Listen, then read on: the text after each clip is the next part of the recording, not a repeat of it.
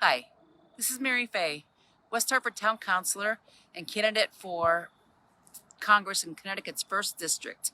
I just got done with another debate, and I think this is great for our democracy so that voters can really see what their candidates think, how they act, how they behave, and answer some really, really difficult and challenging questions before they go to the voting booth. So I'm always happy to participate in a debate wherever they are and whatever questions they ask. Nothing's off limits. So I'm glad I was able to do that. It was really, really good. It was very thought provoking, and it was moderated by Gary Byron. For those of you who know Gary, you might know that he was a state representative in Newington, and he also is a DJ, and he does a lot of talk radio on WDRC, AM and FM. So it was great to have him be the moderator of this debate. But while I'm here, we've got 9 days until Election Day. That's not a lot of time, but I've been making the most of it. Thursday, I was in East Granby, or Granby, excuse me. I've been in East Granby the week before. For those of you who don't know, the district is 27 towns and it's 700 square miles. So there's a lot of geography to cover. And I'm proud to say I've been here, there, and everywhere. And hopefully you've seen my signs out, my billboards, and you've seen my Facebook Live, so you know what I'm about. But it's been great. It's been really good. I was out in Granby. They had a cornhole tournament. It was a lot of fun. Needless to say, I did not win. So that was a little bit disappointing. But then I went on from Granby on Thursday, and Friday was chock full. I was at a Back the Blue rally in Glastonbury, and then on to hold signs with some other folks who are running for office in various towns in the 27 town district. So it's been really a busy, busy, busy time. But it's been great. I've met a lot of people. I've got a lot of input. I conducted some town halls, see what's on people's minds. And I got to say, we're right on target. The big things that people are concerned about, as I am, are the economy and getting Connecticut back to work. That's the most important thing. People are hurting. Unemployment rate is high.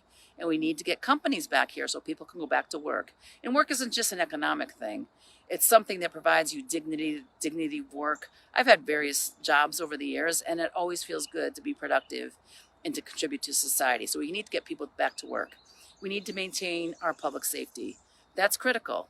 And the police, maybe we need to do some more training and some things like that. But I think the bill that Connecticut just passed is really, really harmful to having an effective police force. It really is destructive. We've seen that. Look at Hartford. Crime and violent crime, gun violence, is up 50% since this bill was passed. And now Mayor Luke Bronin is asking for the state police to help out. So we do need police. And I wish we lived in an ideal society where we didn't need them, but we do. Not everybody behaves the way you and I do, that they want to, be civil to each other. That's not always the case. So we do need a good police force, so we need to stand behind them. Of course, get rid of the rogue officers and make sure they get prosecuted to the full extent of the law.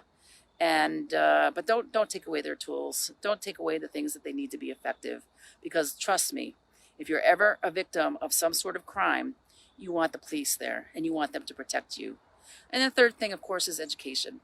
We have to make sure that our schools aren't bogged down by things like Common Core, and that we let teachers have the freedom to teach kids and bring their creativity and innovation, which they were taught and they learned and they studied for. Most teachers have a master's degree. Let them use that. We don't need to hold their hands either. Teachers are great, and they're very important to our community too. So that's what my platform is about, and there's a lot more details if you go to my website, www.maryfay4 and you can check it out. And there's also a spot, believe it or not, I'm still in fundraising mode. I'm competing with a 22-year incumbent, John Larson, who has special interests, and he's got PACs and he's got unions and he's got all this money rolling in. Every single one of my donations has been from you.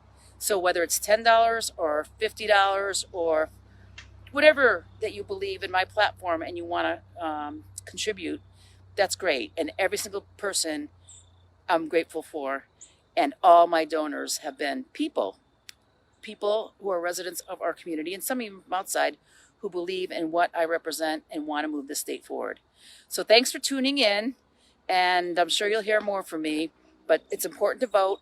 Make your selection, check out the candidates, see how they're different from each other, because there's a lot of differences, and make sure that you vote and your vote counts. It certainly does. So thanks.